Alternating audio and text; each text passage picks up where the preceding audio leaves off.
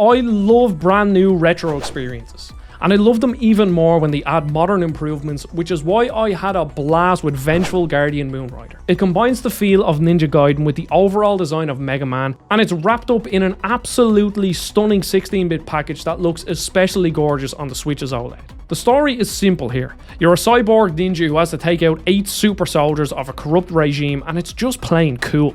It reminded me of G.I. Joe or a more apocalyptic Power Rangers, and even though I wasn't around for the 16-bit era of games, it felt nostalgic, complete with satisfyingly crunchy audio and challenging gameplay.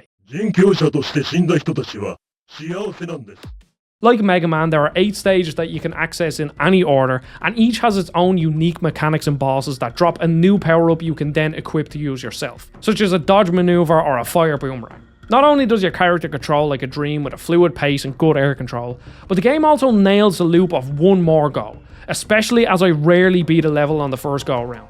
Rather, in true Mega Man-like fashion, each playthrough helped me learn the layouts, get accustomed to the different enemies and their placements, and figure out what the best strategy for the boss was. And as a result, the feeling of finally beating a level was highly satisfying. Even better, the variety in levels is truly excellent. There are only 8 levels, but each one has its own unique mechanic. One has an on-rails motorbike section, whereas another was a pure platforming level with loads of small platforms. But my favourite was when I was being chased by a rocket-launching robot that ensured I had to keep moving, and it really tested my skills. While the game is short, it kept me on my toes, and I simply had a blast the entire time.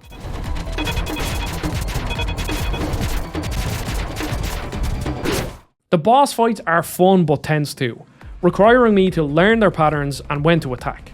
However, apart from one boss, I found it best to just stick with the default laser beam power-up. In fact, I rarely felt compelled to switch up the power-ups at all, which was disappointing as I felt the game was missing the correct order to play it in. In addition, there are microchips hidden in each level, and you can equip 2 of them at a time for some gameplay enhancements, like a double jump or one that lets you take less damage. Although the downside is that the game caps the best rank to be when using the chip that makes you take less damage. But if you're really crazy, you can make it harder by equipping a chip that turns every hit from an enemy into a one-shot kill.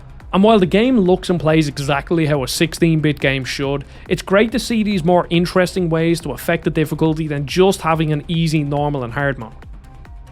As a throwback to a 16-bit side-scrolling platformer, Vengeful Guardian Moonrider does exactly what you'd hope for. Great retro visuals with a head-bopping soundtrack, easy to pick up but difficult to master gameplay, all wrapped up into a nice package that never takes up too much of your time. The standouts are the level variety and the microchip system that acts almost as a customizable difficulty that makes the game feel modern, and that's why I liked it a lot. It's launching on the Switch, PlayStation 4 and 5 and Steam on January 12 for $16.99. So will you be picking it up? Let us know in the comments below. Check out some gameplay for the game on the right, and I'll see you all in the next video.